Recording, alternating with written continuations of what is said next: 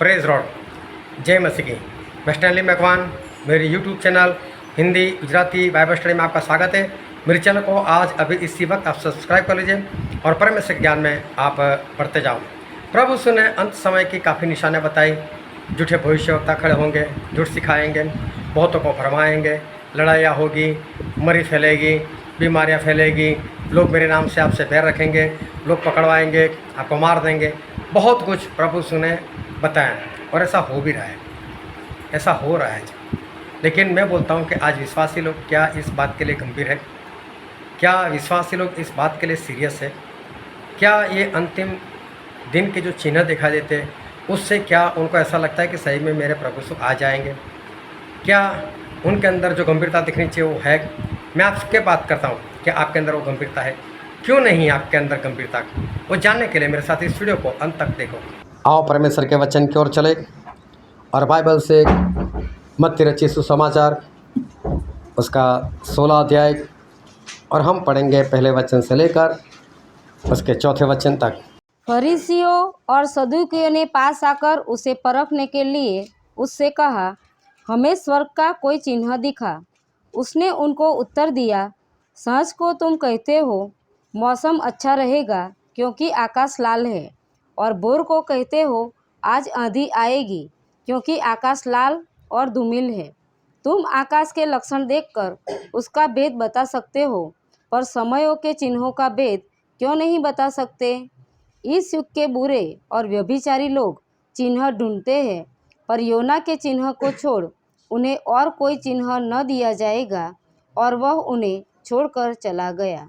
परमेश्वर पिता का वचन हमारे बहुत ही आशीषित है और परमेश्वर पिता का वचन सच्चा है और बाइबल में लिखा, यदि सच्चाई को जानोगे तो सच्चाई तुम्हें आज़ाद करेगी। बहुत ध्यान से आज एक बार फिर परमेश्वर के वचन को सुनना, समझना, उसको ग्रहण करना और उसके अनुसार चलना, ताकि परमेश्वर के राज्य के वारिस बन सको। एक बार प्रभु यीशु अपने चेलों के साथ यरूशलेम में घूम रहे थे और यरूशलेम उस ज़माने में बहुत बढ़िया बना हुआ था, आज भी बढ़िया है।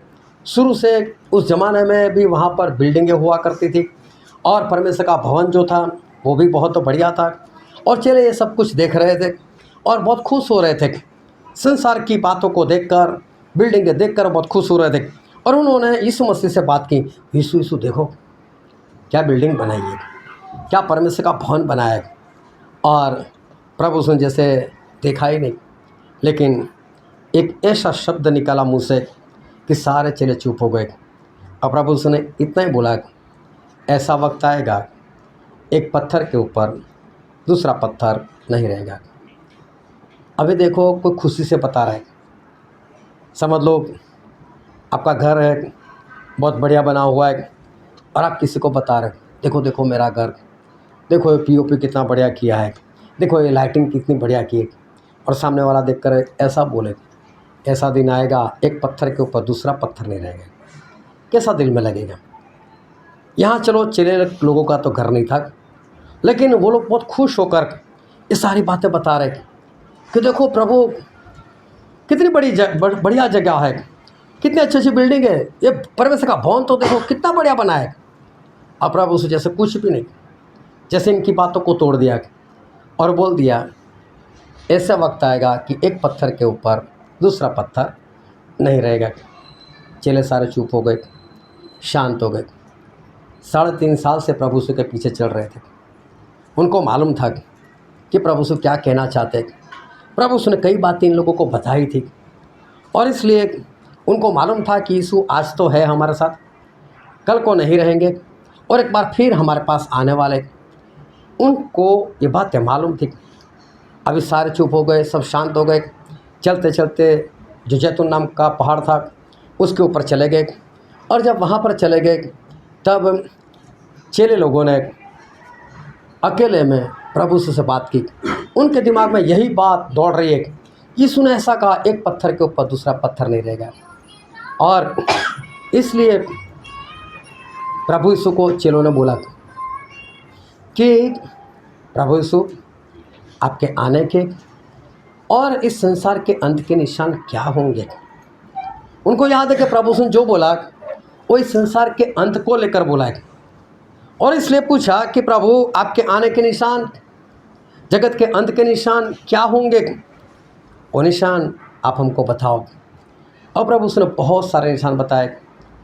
देश देश के विरोध में लड़ाई होगी, राज्य राज्य के विरोध में होंगे, मेरे नाम के कारण सभी देश जाते हैं तो उनसे बैर रखेंगे। बताया इन लोगों को कि झूठे भविष्यवक्ता खड़े होंगे, मैं यीशु हूँ ऐसा कहते हुए बहुत सारे लोग आएंगे। और प्रभु उसने कहा धरतीकंप होंगे, मरी फैलेगी, बीमारी आएगी। मेरे आने से पहले ये सब कुछ होने वाला है। और अंतिम दिनों के चिन्ह प्रभु उसने इनको बताए। अभी ये बात है, प्रभु यीशु जब पहली बार इस धरती पर आए थे और अभी उनकी मौत नहीं हुई थी, उससे पहले की बात। उसके बाद तो प्रभु यीशु मर गए, जिंदा भी हो गए, लोगों को दर्शन देकर स्वर्ग में भी चले गए। और अब प्रभु यीशु के वापस आने की बारी चल रही है। वो दिन अभी पास में है। 50वें दिन पवित्र आत्मा आए और पतरस ने उस वक्त प्रचार करते हुए कहा, क्योंकि किसी ने ठट्ठा किया था कि इन लोगों ने कोई शराब वगैरह पिया हुआ है। तो पतरस ने बोला, हम लोगों ने शराब नहीं पिया, अभी तो सुबह ही है, मैं सुबह सुबह कोई पीता नहीं, तो अभी सुबह हम लोगों ने पिया हुआ नहीं है। लेकिन योएल भविष्यवक्ता ने जो बात कही थी कि आखिरी दिनों में मैं पवित्र आत्मा हमेशा के लिए उंडे लूँगा, वो बात आज पूरी हुई है। तो पतरस ने ये बताया आखिरी दिनों में मैं अपना आत्मा उंडे लूँगा। तो आखिरी दिन की शुरुआत उस वक्त से हुई है। आज के प्रचारक जो अंतिम दिनों के बारे में प्रचार कर रहे, वो पागल नहीं हो गए। पतरस ने आज से तकरीबन 2000 साल पहले ये बात बताई हुई थी कि आखिरी दिन आ गए। तो आज के प्रचारक अगर बोलते हैं तो वो पागल नहीं है। पतरस ने उस वक्त बोल दिया था कि आखिरी दिनों की शुरुआत हो गई। तो आज समझ लो इतने साल के बाद हम आखिरी दिनों के भी आखिरी हिस्से में हम लोग पहुंच चुके। और प्रभु ने चिन्ह बताए थे कि जगह जगह पर धरती कंप होंगे। आज के वचन को बहुत ध्यान से समझना। क्या आज धरती कंप नहीं हो रहे? क्या आज जगह जगह पर धरती कंप नहीं हो रहे? अभी अभी पिछले दिनों में ताइवान में कितना भारी धरती कंप हो गया। 7 पॉइंट से ऊपर उसका रिक्टर स्केल था। काफ़ी बिल्डिंगें गिर गई, काफ़ी लोग मर गए। धरती कंप होते रहते। अंतिम दिनों के ये चिन्ह है। लेकिन क्या आज विश्वासी लोग इस बात को पकड़कर गंभीर है? आज विश्वासी लोग इस बातों को देखकर कोई सीरियस है? बस जब धरती कंप हुआ, 1-2 फोटो निकाले यूट्यूब से, गूगल से, हम ग्रुप में डाल देते और सोचते कि आखिरी दिन आ गए। लेकिन क्या हम गंभीर है इस बात से? क्या आज के विश्वासी इस बात से गंभीर है? धरती कंप तो हो रहे, लेकिन आज कितने लोग इस बात से गंभीर? प्रभु ने बोला था देश देश के बीच में लड़ाइयाँ होगी। रशिया यूक्रेन देखो, इजराइल पैलेस्टाइन देखो, ईरान को देखो, अमेरिका को देखो, लड़ाइयाँ चल रही है। हम देख रहे और आज से नहीं सालों से देख रहे। क्या इस लड़ाई को देखकर है कोई विश्वासी जो गंभीर हो? है कोई परमेश्वर को मानने वाला जो इस लड़ाई को देखकर आज सीरियस हो चुका हो कि लड़ाइयाँ है तो मुझे कैसा जीवन जीना चाहिए, मुझे क्या करना चाहिए? प्रभु ने बोला था झूठे भविष्यवक्ता बहुत आएंगे, बहुत लोगों को भरमाएंगे। क्या झूठे भविष्यवक्ता खड़े नहीं हुए? क्या आज प्रभु यीशु के नाम से नाटक नहीं चल रहा है? क्या आज प्रभु यीशु के नाम से बड़े बड़े पास्टर लोग, बड़े बड़े सेवक लोग, वो क्या झूठ नहीं मार रहे? क्या वो लोगों को भरमा नहीं रहे? क्या गलत शिक्षा फैली नहीं है? बाइबल में कहीं पर भी लिखा नहीं है, फिर भी आज ज़्यादातर लोग यही सिखा रहे कि पहले प्रभु यीशु आकर अपनी दुल्हन को लेकर चले जाएंगे। अरे मैं बोलता हूँ, प्रभु यीशु अपनी दुल्हन को लेकर चले गए तो बाद में बच्चा कौन? शैतान के लोग। तो भी उनको परेशान शैतान क्यों करे? लेकिन लोगों के दिमाग में ये बात नहीं बैठ रही, मालूम नहीं लोग कहाँ से कहाँ जा रहे। आज भी लोग सिखा रहे कि एदन बाग जो था वो तो इस धरती पर नहीं बना हुआ था, वो तो स्वर्ग में बना हुआ था, और परमेश्वर ने आदम और हवा को वहाँ से डाल दिया, नीचे इस धरती पर डाल दिया। कहाँ से कहाँ शिक्षा जा रही है। मैं उन लोगों के बारे में नहीं बताना चाहता, उनकी शिक्षा के बारे में नहीं बोलना चाहता, लेकिन ये सारी शिक्षा क्या हमारे सुनने में नहीं है? क्या हमको पता नहीं चला झूठे भविष्यवक्ता आ चुके? गंभीर कौन, सीरियस कौन कि ये सब कुछ प्रभु ने बोला था और आज हमारे सामने हो रहा है, तो हमें क्या करना चाहिए? आज गंभीर कितने लोग इस बात से, आज सीरियस कितने लोग। प्रभु ने बोला था मैं मसीह हूँ, ऐसा कहकर बहुत सारे लोग आएंगे। और आज मालूम है, घर पर जाकर सर्च मारना, पूरे वर्ल्ड में आज 7 से 8 यीशु है। ये सभी लोग दावा कर रहे हैं मैं यीशु हूँ, ऐसा दावा कर रहे हैं। कोई भी चमत्कार बोलो, हो जाता है उनसे चमत्कार। उनके कपड़े को छुओ, हो जाता है चमत्कार। चाइना की एक लेडीज़ आज न्यूयॉर्क में रहती है और वो बोलती है कि मैं यीशु हूँ, अभी लेडीज़ बनकर मैं आया हूँ। लोग मानते हैं उसको। अफ्रीका में देखो, अभी अभी एक नया यीशु खड़ा हुआ है, फ्रेंच कट दाढ़ी वाला। कितने चमत्कार, कितने लोग उसके पीछे भाग रहे हैं। ये सब कुछ जानने के बाद आज कितने लोग हैं जो गंभीर है। हमारे भारत में देखो, साउथ इंडिया में जाकर देखो, वहाँ पर एक शहर जैसा बनाया है, उसका नाम है सियोन नगरी, और बोलते हैं यहाँ पर यीशु है। कितने लोग वहाँ पर देखने के लिए जा रहे हैं, कितने लोग उस विश्वास में जीवन जी रहे। कहाँ यीशु मसीह वहाँ पर सियोन में है, और सियोन हमारे इंडिया में है। प्रभु उसने बोला था आखिरी दिनों में ये झूठे भविष्यवक्ता आएंगे, ऐसी बातें करेंगे कि मैं यीशु हूँ, ऐसा बोलेंगे। हम जानते हैं, लेकिन आज कितने लोग हैं जो इस बात को गंभीरता से लेते, जो इस बात में सीरियस है। प्रभु उसने कहा था मेरे नाम से सारे देश जातियाँ आपसे बैर रखेगी। हो रहा है वो सब कुछ, हो रहा है। अभी अभी विरल बहन और नितिन भाई मेरे लिए घर ढूंढने के लिए निकले थे, और ऐसा अनुभव हुआ कि बोले क्रिश्चियन लोग हैं, हम क्रिश्चियन को घर नहीं देते। सोचो, देश जातियाँ प्रभु यीशु के नाम के कारण बैर रखेगी, तो ये तो हो रहा है। मसीह के नाम से घर नहीं मिल रहा है, तो सोचो ये सारी बातें हमारे सामने हो रही है। तो मैं कहना चाहता हूँ, हम जानते हैं गंभीर कितने इस बात से, इस बात को लेकर सीरियस कितने। आज दुनिया के हालात देखो, दुनिया के अंदर झांक कर देखो कि इस दुनिया में आज क्या हो रहा है। पिछले दिनों में एक बीमारी आई, कोरोना नाम की। कई लोग ऐसे थे जो जागरूक थे, और उन लोगों ने जोरों शोरों से लोगों को प्रचार किया, जोरों शोरों से लोगों को बचाया। कोई बीमारी नहीं है, कोरोना नाम की कोई बीमारी है ही नहीं, मत जाओ अस्पताल, घर में रहो, वैक्सीन मत लो, वैक्सीन गलत है। और बहुत लोगों ने इस बात का विरोध किया, यहाँ तक कि मसीह को मानने वाले लोगों ने विरोध किया, यहाँ तक कि जो अपने आप को सेवक कहते हैं, परमेश्वर का दास कहते हैं, उन लोगों ने भी विरोध किया। और आज जिसने वैक्सीन बनाई उसने खुद स्वीकार किया कि हाँ मेरे वैक्सीन से हार्ट अटैक हो सकते हैं, मेरे वैक्सीन से ब्रेन स्ट्रोक हो सकते हैं। और उस वक्त कई लोगों ने मजाक उड़ाया, मसीह का विरोधी आ चुका है, वैक्सीन 666 है, कम भी कहाँ निकली।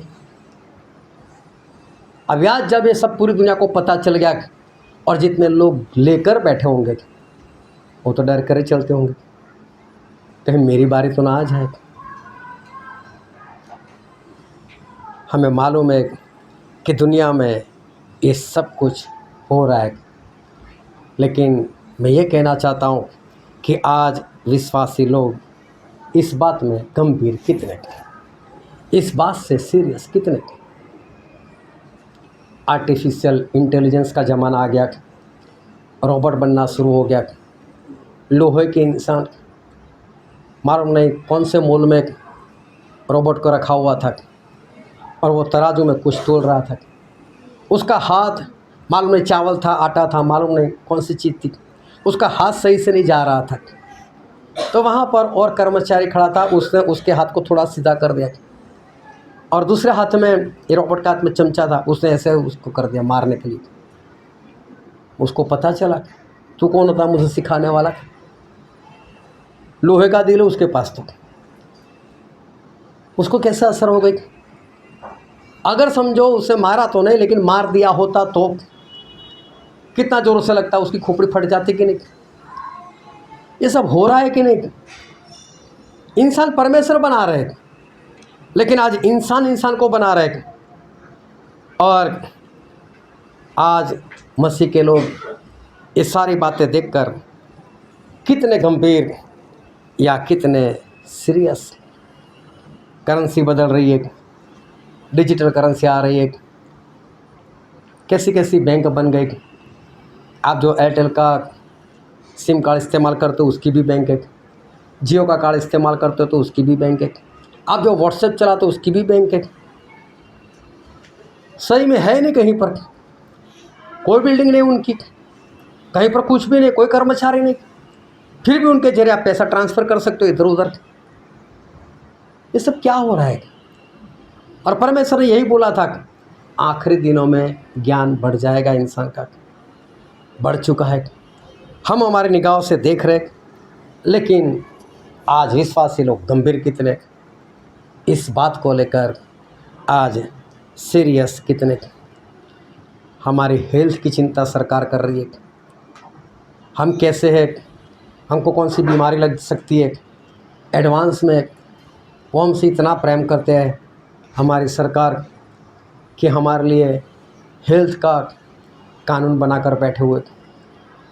वो कभी भी हमारे घर आ सकते, कभी भी हमको चेक कर सकते, कभी भी हमको चेक करने के लिए किसी लैब में डाल सकते। हम उनका विरोध नहीं कर सकते, भाई साहब मुझे कुछ नहीं हुआ। वो कभी भी हमको क्वारंटाइन कर सकते, मतलब अलग कमरे में बंद। और ऐसा नहीं कि आपके घर में उनकी अपनी जगह होगी, कोई उनको मिल नहीं सकेगा। ये सब कुछ हो रहा है, लेकिन आज इस बात को लेकर कितने विश्वासी है जो गंभीर है। नई बीमारी आने से पहले बता देते डिसीज़ एक्स, बीमारी आएगी तो हम उसका नाम एक्स रखेंगे, बाद में देखेंगे, फिर उसका नाम बदल देंगे।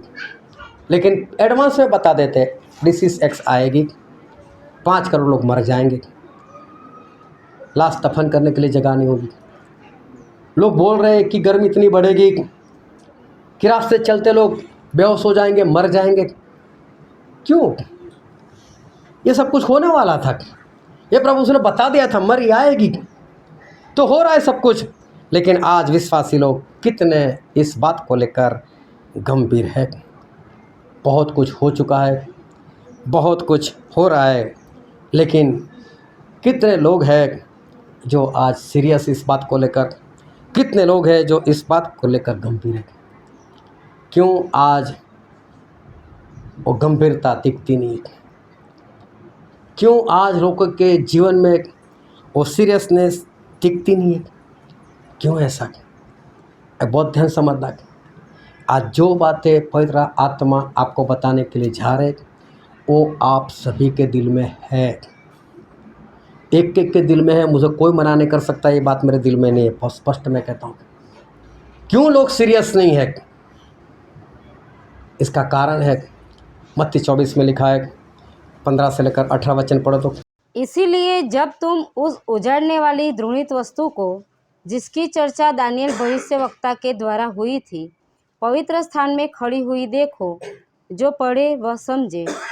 तब जो यहूदिया में हो वे पहाड़ों पर भाग जाए, जो छत पर हो वह अपने घर में से सामान लेने को न उतरे, और जो खेत में हो वह अपना कपड़ा लेने को पीछे न लौटे। हालेलुया। जागते रहना। हालेलुया। यहाँ पर ऐसा लिखा है कि जब उस घृणित वस्तु को, जिसके बारे में दानियेल भविष्यवक्ता ने कहा है, ये घृणित वस्तु क्या है? जोरों से बोलो। एंटीक्राइस्ट, मसीह का विरोधी। जब उस घृणित वस्तु को देखो, कहाँ पर? पवित्र जगह पर। पवित्र जगह मतलब इज़राइल। वहाँ पर जब आप एंटीक्राइस्ट को देखो, मसीह का विरोधी जब खड़ा हो जाए, और मालूम है कब खड़ा हो जाने वाला है? उससे पहले क्या होने वाला है? पवित्र आत्मा का काम खत्म। पवित्र आत्मा का काम खत्म हुआ, मसीह का विरोधी वो इज़राइल में खड़ा हो गया। और प्रभु बोलते हैं जब उस घृणित वस्तु को, जिसके बारे में दानियेल भविष्यवक्ता ने कहा था, मतलब एंटीक्राइस्ट, उसको जब पवित्र जगह मतलब यरूशलेम में, इज़राइल में खड़ी होते हुए देखो, तब जो यहूदिया में है वो पहाड़ों की ओर भाग जाए, जो अपने टेरेस के ऊपर है वो कुछ भी लेने के लिए नीचे ना उतरे, वो वहीं से भाग जाए, जो खेत में काम कर रहा है वो अपना कपड़ा लेने के लिए ना आए, और वहीं से वहीं भाग जाए। हालेलुया। ऐसा ही लिखा है। पढ़ो एक बार फिर से 15 से 18।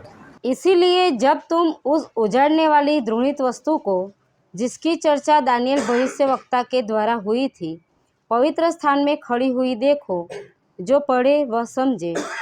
तब जो यहूदिया में हो वे पहाड़ों पर भाग जाए, जो छत पर हो वह अपने घर में से सामान लेने को न उतरे, और जो खेत में हो वह अपना कपड़ा लेने को पीछे न लौटे। हालेलुया। ध्यान से समझना, जब मसीह का विरोधी आ जाए, जब पवित्र आत्मा का काम बंद हो गया, मसीह का विरोधी खड़ा हो गया, और तब प्रभु ने कहा भाग जाओ।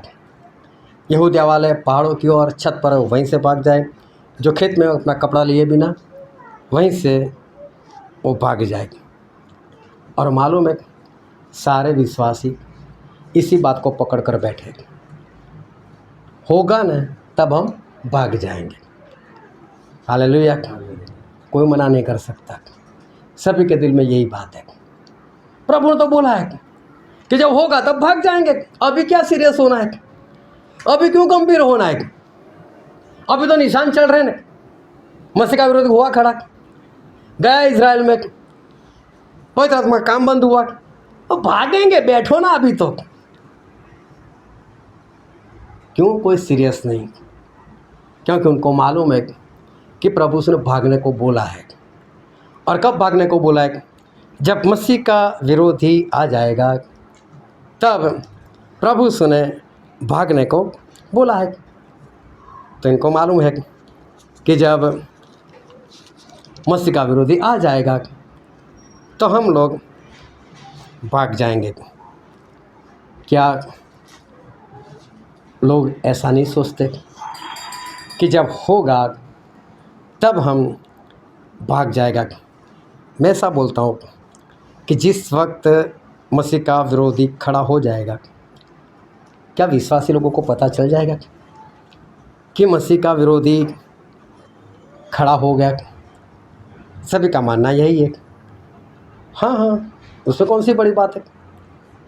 वो आएगा तो पता चलने ही वाला है। हम इतना बाइबल पढ़ते हैं, इतनी बाइबल स्टडी हमने की है, एंटीक्राइस्ट के बारे में हम जानते हैं, उसका नाम जानते हैं, सब कुछ तो हमको मालूम है। और वो खड़ा होगा तो क्या हमको नहीं पता चलेगा? सभी को ऐसा लगता है कि हमको पता चल जाएगा, और बाइबल में लिखा है कि भागो, तो उस वक्त हम भाग जाएंगे। अभी देख, जो यहूदिया वाले हैं उनको भागना है पहाड़ों की ओर, जो छत पर है वो अपना सामान लेने के लिए घर पर ना आए, नीचे ना आए, और वहीं से भाग जाए। और जो खेत में काम कर रहा है अपना शर्ट निकाल कर बोले पहनने के लिए भी मत रुके और वहीं से वहीं भाग जाएगा। अभी देखो कोई इंसान है वो टेरेस के ऊपर कुछ कर रहा है, उसको कैसे पता चलेगा ऐसा हुआ? जो खेत में काम कर रहा है उसको कैसे पता चला कि मसीहा विरोधी खड़ा हो गया? लगता है लोगों को ऐसा, विश्वासी लोगों को ऐसा लगता है कि हमको उस दिन का पता चल जाएगा और इसलिए उस वक्त हम भागेंगे। अभी हमको कुछ नहीं करना है, हम उस वक्त भाग जाएंगे। उनको लगता है कि हमें पता चल जाएगा। लेकिन मत्ती में ऐसा लिखा है, उसका 24वां अध्याय और 27 से लेकर 30 वचन पढ़ो तो। उन दिनों के क्लेश के तुरंत बाद सूर्य अंधेरा हो जाएगा और चंद्रमा का प्रकाश जाता रहेगा और तारे आकाश से गिर पड़ेंगे और आकाश की शक्तियाँ हिलाई जाएंगी। तब मनुष्य के पुत्र का चिन्ह आकाश में दिखाई देगा और तब पृथ्वी के सब कुलों के लोग छाती पीटेंगे और मनुष्य के पुत्र को बड़ी सामर्थ्य और ऐश्वर्य के साथ आकाश के बादलों पर आते देखेंगे। मत्ती 24 और 29 और 30 में यहाँ पर ऐसा लिखा है कि उन दिनों के क्लेश के बाद, मतलब उन दिनों के क्लेश के बाद, और 15 वचन से लेकर आप 28 वचन पढ़ोगे तो सारा एंटीक्राइस्ट के बारे में लिखा हुआ है। और उन दिनों के क्लेश के बाद मतलब मसीह का विरोधी आ चुका, उसका राज खत्म हो गया, अभी आखिरी दिन है उसका, आखिरी दिन। बहुत ध्यान से समझना कि परमेश्वर आज हमको क्या बताने के लिए जा रहे हैं। उस आखिरी दिन की बात की, अभी उस दिन प्रभु यीशु आ रहे। तो बोले इन दिनों के क्लेश के बाद मसीह का विरोधी आ गया, उसके बाद एक क्लेश के बाद बोले सूरज जो है अंधेरा हो जाएगा, चांद में प्रकाश नहीं रहेगा, आकाश से सितारे गिर पड़ेंगे और तब मनुष्य के पुत्र का निशान, प्रभु यीशु का निशान वो आकाश में दिखाई देगा। लेकिन तब उस दिन अंधेरा होगा, सूरज अंधेरा हो जाएगा। और मालूम है सभी लोगों को यही मालूम है कि प्रभु यीशु का जब आना है तब अंधेरा छा जाएगा। लेकिन प्रभु यीशु का आना कब है वो दिमाग में नहीं बैठता। ऐसा नहीं कि उनको नहीं मालूम, लेकिन इतना भी मालूम है अंधेरा छाने वाला है। तो लोगों को क्या मालूम है कि वो अंधेरा अभी होगा। अभी बोले तो मसीह का विरोधी जब आएगा उससे पहले पहले ऐसा कुछ हो जाएगा, अंधेरा छा जाएगा और एक अजीब तरह की अशांति इस धरती के ऊपर हो जाएगी। या तो वातावरण में कुछ भारी भारी सा लगेगा। कई बार इंसान को ऐसा लगता है अपने घर में बैठा है और सभी लोग शांत बैठे हुए और उसको ऐसा लगता है शांति कैसे। लेकिन पिताजी ने क्रोध किया है और क्रोध के कारण लोगों को डांटा है, सब लोग शांत बैठे हुए। तो वो शांति कैसी है? दिल में शांति नहीं लाती वो शांति अशांति लेकर आती है। कई बार जब शहर में दंगे फसाद हो जाते और उसके बाद पुलिस वाले सब कंट्रोल में ले लेते और तब अखबार में ऐसा आता है कि एक अजीब तरह की शांति है, मतलब दिखाई तो देती है शांति, सभी लोग शांत है, कोई कुछ लड़ाई झगड़ा नहीं करे, लेकिन फिर भी डर है, अंदर एक डर है कि ये शांति है या कुछ और है। और मसीह का विरोधी आएगा उससे पहले ऐसा ही कुछ हो जाएगा और हम सभी को वो बात पता चल जाएगी, अंधेरा छा जाएगा और सभी विश्वासी लोगों को पता चल जाएगा कि बस हो चुका। लेकिन सही में अंधेरा जो सूरज में होने वाला है वो तो आखिरी दिन की बात की है कि आखिरी दिन में सूरज अंधेरा हो जाएगा। एक बार फिर से पढ़ो 29 वचन, मत्ती 24 का 29। उन दिनों के क्लेश के तुरंत बाद सूर्य अंधेरा हो जाएगा और चंद्रमा का प्रकाश जाता रहेगा और तारे आकाश से गिर पड़ेंगे और आकाश की शक्तियाँ हिलाई जाएगी। अभी यहाँ पर जो लिखा है वो आखिरी दिन के लिए लिखा है। क्या आखिरी दिन हमको भागना है? जब प्रभु यीशु आ रहे हैं, सूरज अंधियारा हो गया, क्या उस वक्त हमको भागना है? उस वक्त तो प्रभु यीशु के लिए हम तैयार होने चाहिए। उस वक्त तो प्रभु यीशु आ जाएंगे और प्रभु यीशु के पास हमको पहुंचना है। वो दिन भागने का नहीं, वो दिन तो हमारे रूपांतरित होने का दिन। रूपांतरित मतलब ये लहू और मांस वाला शरीर नहीं रहेगा। परमेश्वर एक नया शरीर देंगे, उसको धारण करते हुए हमें प्रभु यीशु के पास जाना है। लेकिन यशायाह नबी के पुस्तक में ऐसा लिखा है, उसका अध्याय 30 और वचन 26।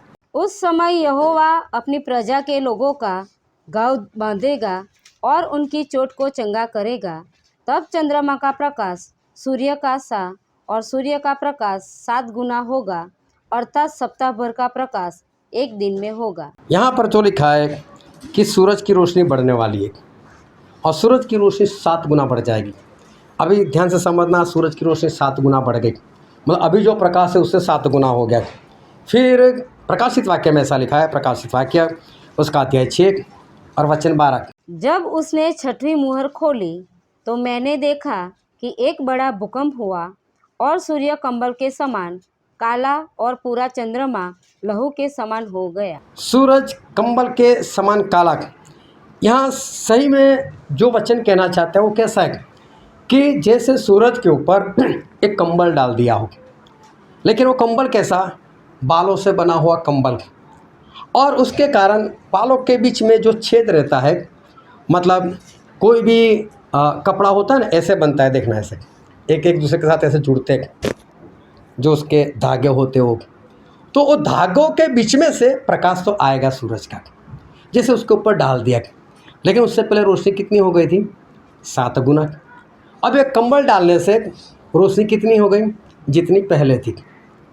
अभी देखो, इस कमरे में 2 लाइट जल रही है, अभी दोनों लाइटों को बुझा दोगे तो क्या होगा? करो तो बंद करके। हुआ अंधेरा? अंधेरा नहीं हुआ, हम बोल देते अंधेरा हुआ। बरसात के वक्त काले काले बादल छा जाते, कभी काला बादल दिखा? होता ही नहीं कभी काला बादल। कभी बहुत सारे बादल आ जाते तो हम क्या बोलते? अरे अंधेरा छा गया। क्या बरसात में अंधेरा होता है? नहीं होता है। लेकिन जितनी रोशनी होनी चाहिए उससे कम हो गई। सूरज ढक गया, बादल आए, कालापन है, 100% काला नहीं है वो।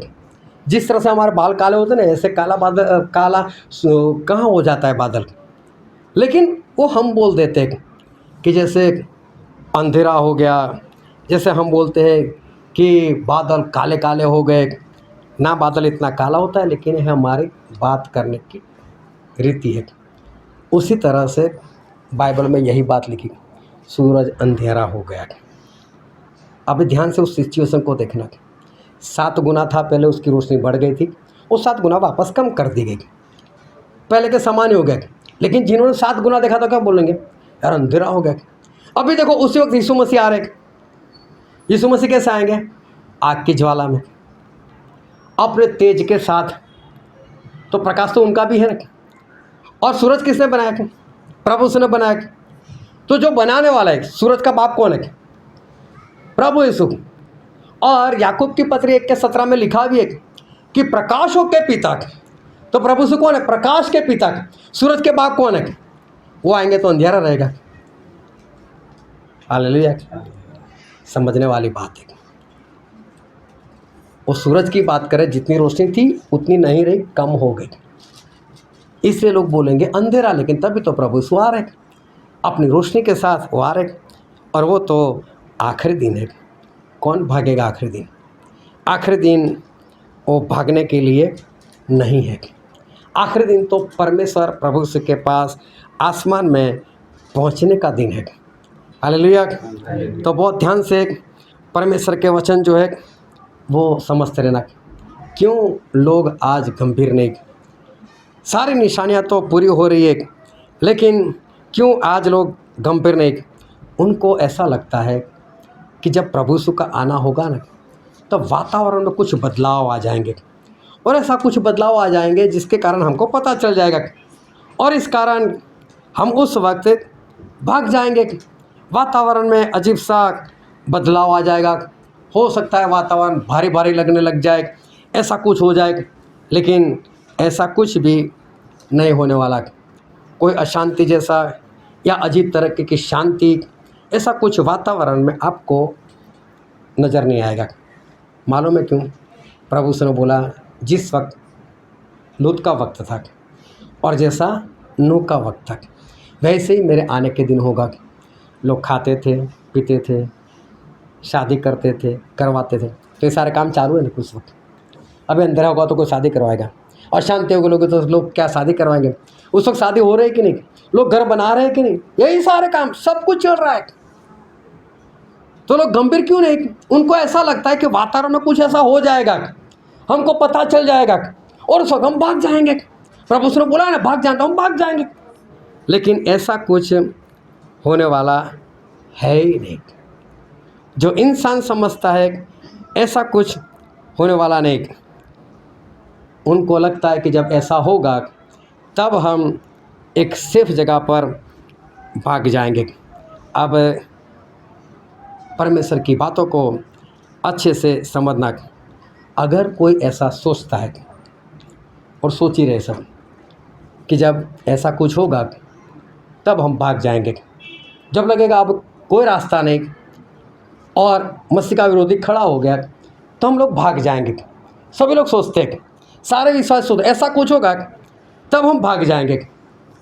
तो जब ऐसा कुछ अगर हो गया और ऐसे जो भागने की बात है, तो इसका मतलब ये है कि तब तक तो वो सीरियस होगा भी नहीं। उसे ठान लिया ना, एक दिन ऐसा होगा, मसीह का विरोधी आएगा और जैसे हमको पता चलेगा हम भाग जाएंगे। प्रभु ने यही बोला ना, जब उसको देखो तो भाग जाना। तो इसका मतलब तब तक तो गंभीर होना नहीं है, तब तक तो सीरियस होना नहीं, वो होगा तब देखा जाएगा। तो आज वो गंभीर तो है नहीं, आज वो सीरियस तो है नहीं। अगर आज वो गंभीर नहीं, आज वो अगर सीरियस नहीं, तो क्या आज वो प्रभु भोज में, संगति में, बाइबल पढ़ने में, प्रेम करने में, परमेश्वर के आज्ञा कार्य में, क्या वो गंभीर होगा? हालेलुया। समझ रहे हो कि नहीं? जो उस दिन का इंतज़ार कर रहे कि वो दिन आएगा तब मैं भागूंगा, तो क्या आज वो भागेगा?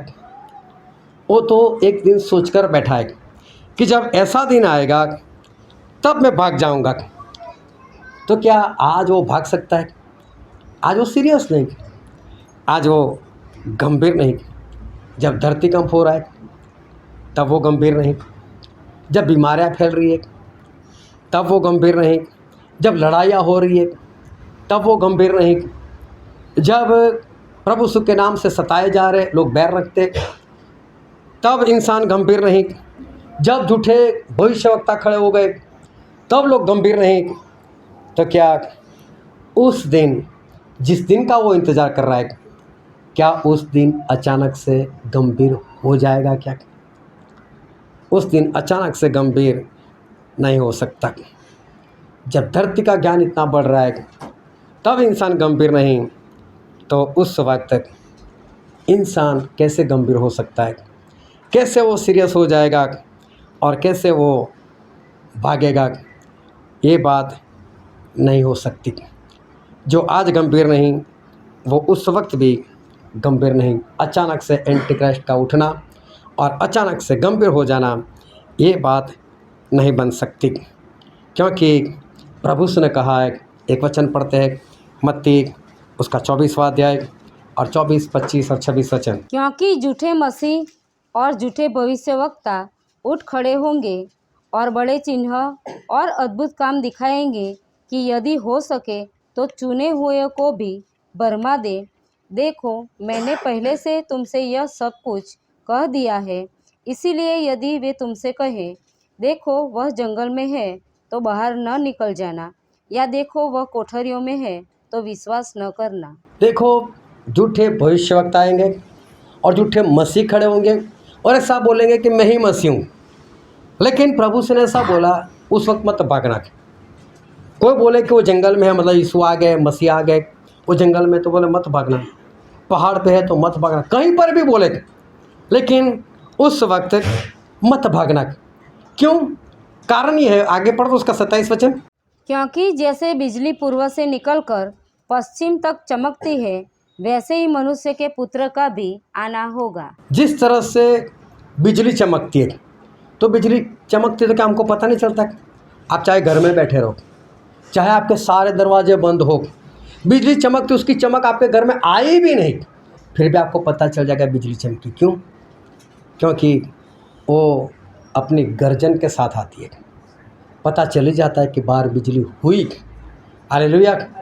इसी तरह से परमेश्वर का वचन कहता है कि जब मेरा आना होगा, प्रभु यीशु कहते हैं, तो बिजली की तरह, और जिस तरह बिजली होती है और आपको पता चल जाता है, वैसे ही मैं आऊँगा तो भी आप लोगों को पता चल ही जाएगा। कोई आपको नहीं बताने वाला यीशु आ गए, यीशु आ गए, उससे पहले आपको पता चल जाएगा।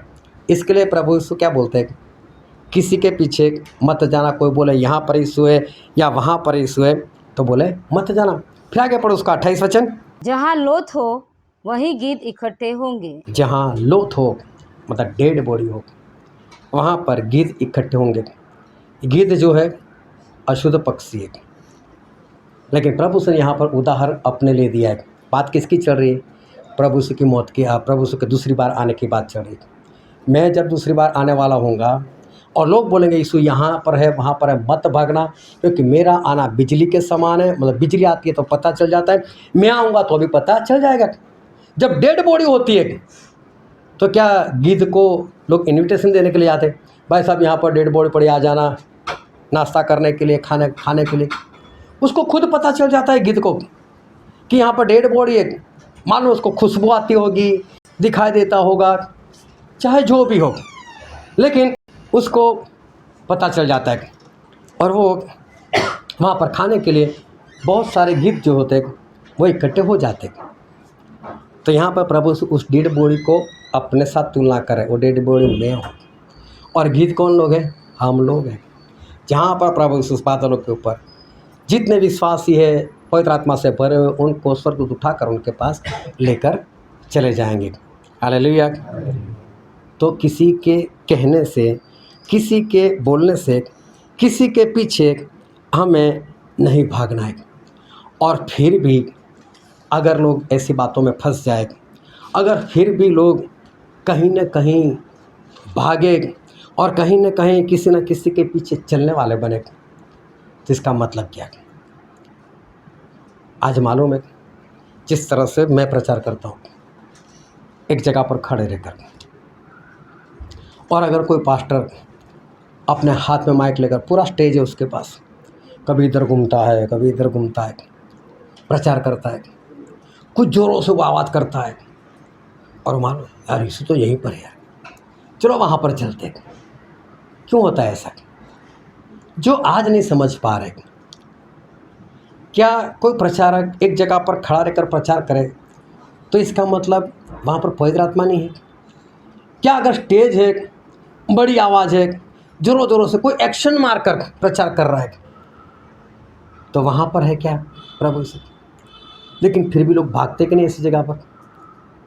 अगर आज ऐसी जगह पर लोग भाग रहे तो इसका मतलब वो लोग उस बात के लिए गंभीर नहीं। प्रभु से जो चिन्ह बताए उस चिन्ह के लिए वो गंभीर नहीं। आज कई जगह पर लोगों ने बोल दिया यीशु आ गए, यीशु आ गए। कितने लोग उनके पीछे भागने लग गए कि चलो यीशु आए, यीशु आए। कितनी बड़ी ये मूर्खता की बात है, लेकिन फिर भी लोग जा रहे और परमेश्वर के लोग गंभीर नहीं हो पा रहे। क्यों परमेश्वर के लोग गंभीर नहीं होते? क्यों परमेश्वर के लोग सीरियस नहीं होते? कैसे परमेश्वर के लोग गंभीर हो सकते? कैसे परमेश्वर के लोग वो सीरियस हो सकते? ध्यान से परमेश्वर के वचन को समझते रहना।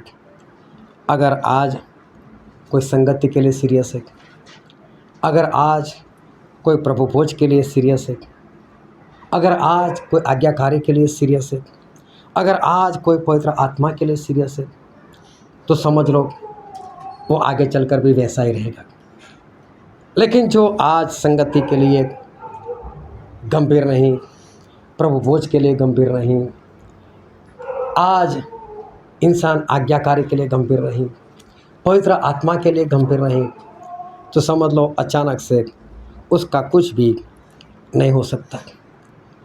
अभिषेक के लिए गंभीर नहीं, जो काम मिला है उस काम के लिए अगर गंभीर नहीं, तो अचानक से उस दिन के लिए कोई भी सीरियस नहीं हो सकता है।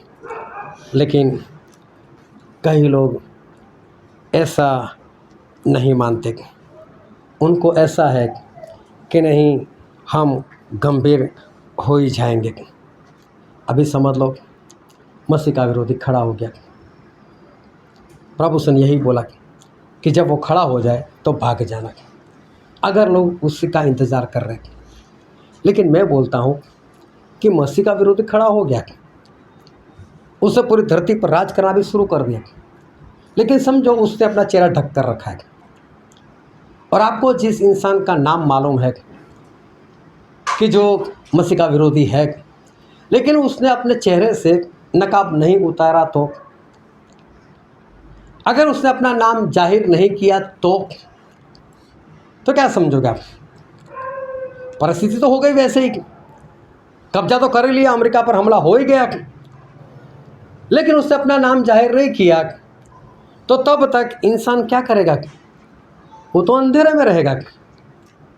उस दिन प्रभु ने बताया कि उस दिन भाग जाना। लेकिन मैं बहुत स्पष्ट कहता हूँ कि प्रभु यीशु का कहने का मतलब ये नहीं कि आप भाग जाओ। प्रभु यीशु के कहने का मतलब तब कैसे भागोगे? जब वो खड़ा होगा, भागकर कहाँ जाओगे? आप छत पर हो, अब हम तीसरी मंजिल पर बैठे हुए, 5 मंजिली इमारत है, छत पर कोई घूम रहा है, वहाँ से कहाँ भागने वाला बताओ? उसको बोला तो घर में मत आना, वहाँ तीसरी मंजिल पर मत आना, कुछ बर्तन लेने के लिए या कुछ कपड़ा लेने के लिए या कोई सामान लेने के लिए तीसरी मंजिल पर भी मत आना। तो भागने के लिए तो उसको सबसे नीचे वाली मंजिल में जाना पड़ेगा, तो कहाँ से भागो? सीढ़ियों से नहीं आना है, लिफ्ट से नहीं जाना है उसको, तो वहाँ से जंप लगाएगा तो बचेगा क्या? प्रभु ये कहना चाहते हैं, नहीं बचने वाले उस दिन भागने का मत सोचो, उस दिन कुछ नहीं होने वाला। चाहे यीशु मसीह ने बोला, लेकिन यीशु मसीह का कहने का मतलब यही, तुम आज तक गंभीर नहीं हुए, एंटिकास्ट खड़ा होगा तब तक तुम नहीं भागे। आज कैसे भागोगे? तू आज भी खेत में काम कर रहा है अपने कपड़े निकाल कर, अभी कैसे भागेगा तू? तू तो परमेश्वर के लिए निकला ही नहीं, तूने कुछ किया ही नहीं, तूने अपना कारोबार छोड़ा ही नहीं। मैं ये नहीं कहना चाहता कि कारोबार सब कुछ बंद कर दो, मेरे कहने का मतलब है कि जब संगति में जाना चाहिए तब तो छोड़ो, एक संडे को तो छोड़ो, बाकी के दिन मत जाओ। लेकिन जब संडे आपको मिला है, प्रभु से बोलते एक दिन तो मेरे लिए निकालो। जो अभी भी काम कर रहा है वो कौन सा भागने वाला है? उसको खेत में कौन बताने वाला है? प्रभु से ये कहना चाहते, आज गंभीर हो जाओ। जो मैंने पहला निशान बताया वहीं से गंभीर हो जाओ, वहीं से सीरियस हो जाओ। प्रभु यीशु ये कहना चाहते, अंत के दिनों में आप गंभीर नहीं हो सकते। गंभीर होना है, सीरियस होना है, तो उसके लिए आज का दिन है। आज ही जब ये सारे वचन पूरे होने के लिए जा रहे और पूरे हो रहे, तो परमेश्वर बोलते तभी से सीरियस हो जाओ। आखिरी दिन में आप सीरियस नहीं हो सकते, आखिरी दिन आप लोग कहीं पर भाग नहीं सकते। ऐसा कोई माहौल होगा ही नहीं कि जिस वक्त आप भाग पाओगे, क्योंकि वो दिन मालूम नहीं कैसा है। जो आज धोखे में पड़ा है, जो आज परमेश्वर के वचन सही से नहीं समझ पा रहा है, वो उस वक्त भी धोखे में रहेगा और वो गंभीर नहीं हो सकता। क्या कहा है हमारे प्रभु यीशु ने इस बारे में? और बाइबल में एक वचन फिर से पढ़ते हैं, मत्ती 24 और 15 से लेकर 18 वचन। इसीलिए जब तुम उस उजाड़ने वाली द्रोणित वस्तु को, जिसकी चर्चा दानियेल भविष्यवक्ता के द्वारा हुई थी, पवित्र स्थान में खड़ी हुई देखो, जो पढ़े वह समझे। तब जो यहूदिया में हो वे पहाड़ों पर भाग जाए, जो छत पर हो वह अपने घर में से सामान लेने को न उतरे, और जो खेत में हो वह अपना कपड़ा लेने को पीछे न लौट। प्रभु यीशु का कहने का मतलब यही है। ये सिचुएशन ऐसी है ये वक्त ऐसा है कि उस वक्त कोई भी नहीं भाग पाएगा। यही प्रभु यीशु कहना चाहता है, आप भागो। ये कहाँ भागोगे उस दिन? प्रभु यीशु का कहने का मतलब है, पहला निशान जब शुरू हो गया उसी दिन से गंभीर होना था। पौलुस को देखो कितने पवित्र आत्मा से भरे हुए थे। क्या उनको परमेश्वर ने नहीं बताया होगा कि पौलुस अभी मेरे आने का दिन नहीं है? जब उन्होंने दानियल को बताया, दानियल तू बिंदास से जा, ये बहुत लंबे वक्त के लिए मैंने तुझे बताया, ये आज की बात नहीं है। परमेश्वर ने यूहन्ना को बता दिया पूरा प्रकाशित वाक्य। क्या उनको ये नहीं बताया कि अभी नहीं होने वाला, तू तो बूढ़ा हो चुका है, तू तो शांति से जाएगा? तो क्या पौलुस पतरस को नहीं बताया होगा? मुझे लगता है उनको भी बताया होगा ये अभी नहीं होने वाला है वक्त। तो अभी देखना, पतरस ने आखिरी दिनों की बात की, तो अभी पौलुस ने आखिरी दिनों की बात की, तो अभी यूहन्ना ने आखिरी दिनों की बात की। यूहन्ना ने तो स्पष्ट लिखा, आज भी मसीह का विरोधी इस धरती पर है। देखो, इन लोगों ने कभी ऐसा नहीं बोला बहुत देरी से होने वाला है। इनको मालूम था, पवित्र आत्मा से भरे हुए थे, फिर भी उन लोगों ने यही बात बताई, अभी से गंभीर हो जाओ। क्यों? जो आज गंभीर नहीं वो कभी भी नहीं। मैं मेरा खुद का उदाहरण बताता हूँ। मैं जब स्कूल में पढ़ता था 10वीं तक, मैंने कभी भी किताब हाथ में लेकर पढ़ा नहीं। बस 10वीं तक मैं ऐसे एग्ज़ाम देता रहा, ऐसे ही पास होता रहा, दिमाग मेरा अच्छा चलता था। 11वीं में पहली बार मैं 2 एग्ज़ाम में फेल हो गया। अभी आखिरी एग्ज़ाम बाकी थी, डर लग गया दूसरी बार बैठना पड़ेगा, जो मेरे पीछे मेरे साथ आ जाएंगे और मेरे साथ वाले आगे निकल जाएंगे, मैं किसको मुँह बताऊँगा।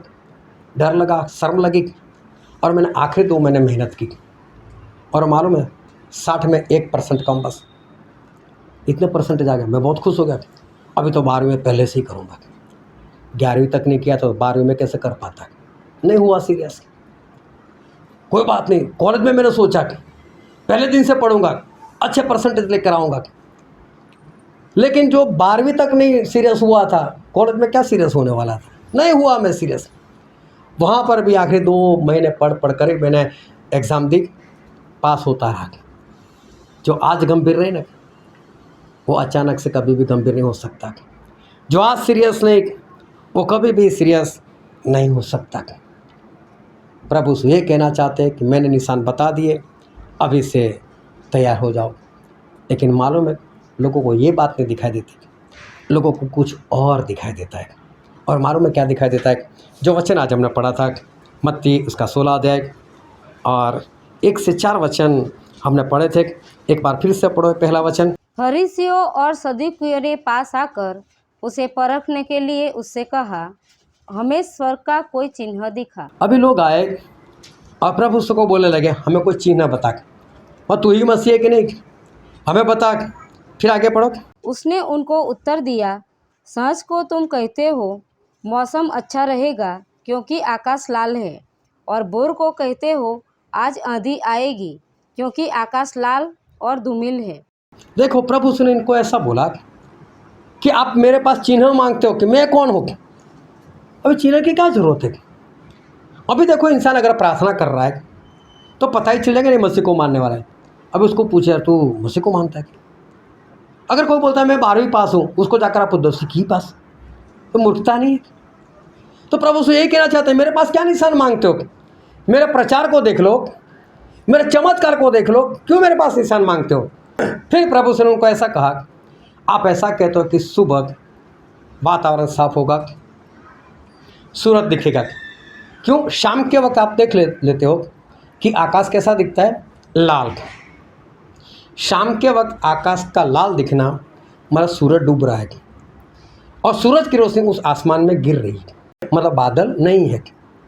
अभी बादल नहीं है तो सुबह नहीं होंगे, सुबह कुछ नहीं होगा। लेकिन आप सुबह देखते हो लाल है, तो अभी तो सूरज निकला हुआ है, लेकिन फिर भी उसकी रोशनी सही से नहीं आ रही, इसका मतलब बादल छाए हुए। तो अभी क्या होगी? आंधी होगी, बरसात होगी। प्रभु ने उनको ये बात बताई। फिर आगे पढ़ो। तुम आकाश के लक्षण देखकर उसका भेद बता सकते हो, पर समयों के चिन्हों का भेद क्यों नहीं बता सकते? हाँ, तुमको ये सारी बातें पता चल जाती है, मेरे वाले चिन्ह क्यों नहीं पता चलते?